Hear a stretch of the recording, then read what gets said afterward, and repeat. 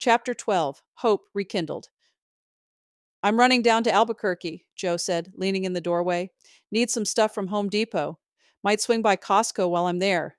You two need anything? Pamela barely looked up. Papers covered the dining table, axe open in her lap, the Codex translation spread out in loose sheets between her and Leah. Printer ink, she murmured, scribbling a note in the margin. Coffee, Leah added, her eyes fixed on a page, and maybe some of those sticky notes with the little tabs. We're going through them too fast. Joe nodded, though he wasn't sure either woman had really heard him, their heads bent together, whispering over Polycarp's riddles, underlining, circling, scattering pages across the table like the maps of a battlefield. He lingered a moment longer, watching them. For a flash, he wanted to tell them about the apartment, about the neighbor's words, about the kennel sign he couldn't get out of his head. Instead, he adjusted his glasses, slipped his keys into his pocket, and said, I'll be back before supper. The door shut behind him, and neither woman looked up. He had another reason for the trip.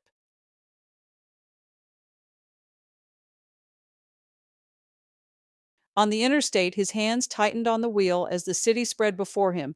He told himself he was being foolish. The clerk at the rental office, the neighbor at the apartments, both had said the same thing. 3 dogs in the SUV. The Yorkie had lived. The others were gone.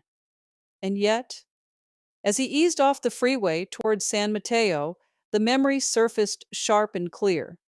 Pampered Pet Kennel. The sign he had glimpsed once before, a blur of cheerful paw prints on a fence. This time he slowed. The building sat back from the road. Stucco walls painted a weary beige. A faded banner hung over the gate: boarding, grooming, daycare. Joe eased the truck into the lot, staring at the cheerful paw prints painted on the Pampered Pet Kennel sign. The building sat squat against the sun. He killed the engine but didn't move. His hand hovered on the door handle and he gave a bitter laugh. What am I doing? He muttered. Dogs in a kennel? That couple didn't look the type. And even if they had, why this one? One kennel out of a dozen between here and the freeway? He rubbed his face hard, trying to chase off the ache in his chest. The whole thing was nonsense, a trick of grief, making him see hope in cartoon paw prints. He turned the key, the engine grumbled back to life, and he pulled out. On the drive north, the sign lingered in his thoughts anyway. A stubborn echo. Pampered Pet. Bright letters. Paw prints stamped across his memory. Wishful thinking, he told himself. That's all it is. By the time Santa Fe's mountains came into view, the certainty had hardened again. He'd found nothing at the salvage yard, nothing at the apartments, and there was nothing here either. Peanut and Lucas were gone. He was only chasing ghosts.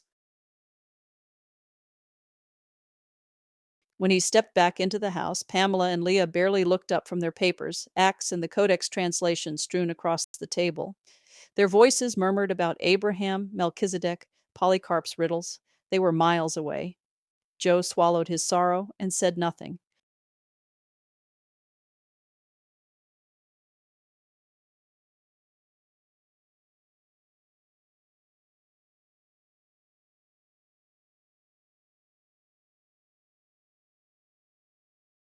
The dining table was buried in papers again.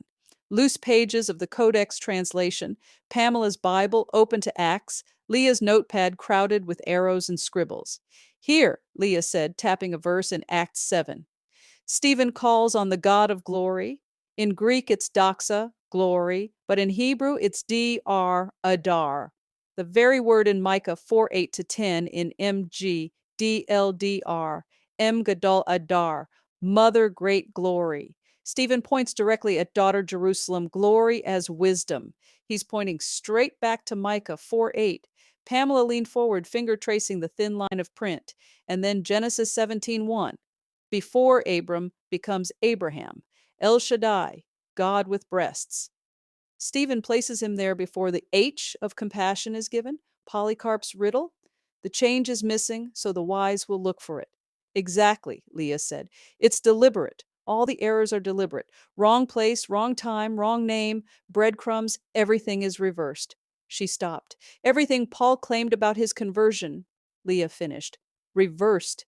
He was raised in the house of Gamaliel, the house of Hillel, but he betrayed them and joined the zealots in the house of Shammai. Pamela smiled faintly. Breadcrumbs back to the mother. Their voices dropped again, circling over the pages, notes scratching, arrows linking verse to verse. Joe stood in the doorway, listening for a moment. Their words meant little to him, but the rhythm of them, quiet, intent, alive, filled the house.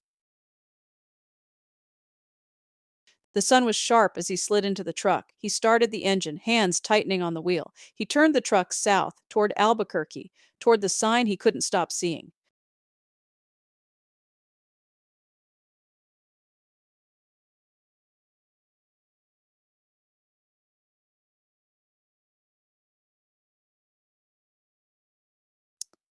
Chapter 13 Going Home. Joe pulled into the lot, the truck rattling to silence. This time, he didn't hesitate. He stepped out, pushed through the glass door, and found himself in the small lobby of Pampered Pet Kennel. The smell of shampoo and kibble clung to the air. A young clerk looked up from behind the counter. Can I help you? I hope so, Joe said, steadying his voice. I'm looking for information on two small dogs, a dachshund and a Shih Tzu mix. They may have been boarded here a few months ago. Their names were Peanut and Lucas. The clerk hesitated, then tapped the keyboard, frowning as the screen flickered. Her eyes narrowed as she scrolled. Let's see. Peanut and Lucas. Yes, they were checked in on May 2nd. Smith, Karen. But she never came back for them. She looked up. Your family? Joe swallowed. Yes. She nodded, scrolling again. They stayed here until May 8th. Then we had to transfer them to the no-kill shelter on Montano. Standard procedure when an owner doesn't return. Do you know if they're still there? The clerk pursed her lips, typing faster. They were at the shelter, yes, but the notes say the shelter thought they'd be difficult to place. Bonded pair. We warned them not to separate them. Her voice softened, but they probably were going to have to. Joe gripped the edge of the counter. Can you give me their number? She scribbled it on a sticky note and slid it across. Ask for placement. They'll connect you to the foster family. Joe stepped aside, pulled out his phone, and dialed. The shelter's voice was brisk but kind. Yes, Peanut and Lucas. We know them. They were placed with a foster couple about 2 weeks ago. Why do you ask? They were stolen from us because. He paused. It's a long story. We just want them back. The foster parents have found someone to take Lucas. Here's their phone number. Just give them a call and tell them I'll follow up later. Another number. Another call. His pulse hammered. The foster mom answered, cheerful, a little out of breath. Oh, Peanut and Lucas, sweet little ones. They've done better than we expected, but she hesitated. We actually found a permanent home for Lucas. The couple's supposed to pick him up today, 4 o'clock. No, Joe said sharply, louder than he meant. His throat caught. No, you can't. Please, don't separate them. I'll take both. I'll take them right now. Just wait for me. The woman's voice softened. You'll take them both? Yes, together. They're family. They're ours. They were stolen. Oh my goodness, then come, please. I'll call the couple and break the good news that their family wants them back. I'm sure we can find a perfect replacement for Lucas. Joe closed his eyes, gripping the phone so tightly his hand ached. I'm on my way. The foster home was a low adobe with lilac bushes spilling over the fence. Joe parked half crooked in the drive and barely remembered to kill the engine before striding to the door. A woman in her 50s opened it, smile already trembling. You must be so excited. They're in the back. He followed her through a narrow hall, his chest tight, breath shallow. And then there they were. Peanut barked first, sharp and insistent, nails skittering on the tile as he lunged forward. Lucas was slower, padding behind, tail wagging in uncertain circles. But when both caught Joe's scent, they erupted, howls, whines, the frantic scrabble of paws. Peanut leapt at his knees. Lucas pressed against his shins, noses burrowing into his hands, his shirt, his face as he knelt. Joe broke. Tears spilled hot and unashamed as he scooped them both into his arms, burying his face in their fur. My boys, he whispered, voice cracked. My little boys, I thought I'd lost you. The foster couple stood back, dabbing their eyes. We didn't think anyone would come, the woman said softly. We thought they'd be split forever. Not while I breathe, Joe said hoarsely, kissing Lucas's head, letting Peanut lick his chin raw. They're family. They stay together, always. Peanut yipped in agreement. Lucas's tail thumped against Joe's ribs. For a moment, the world narrowed to fur and tears and the steady heartbeat of life restored. Joe strapped them gently into the passenger seat, Peanut curling in a ball, Lucas pressing his head against Joe's shoulder. The truck rumbled onto the highway, Santa Fe 2 hours north. He drove with one hand on the wheel, the other resting across Lucas's back. His throat ached from crying, but he couldn't stop smiling.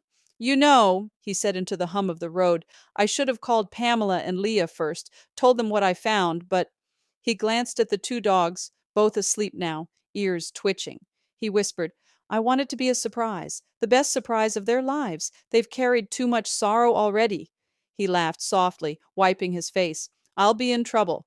Oh, yes, they'll say I should have warned them, but this has to be pure. No expectations, no waiting by the window, just two wagging tails and two broken hearts made whole again. The mountains rose closer, their shadows long in the late light. Joe gripped the wheel tighter, voice catching. We're going home, boys, this time for good.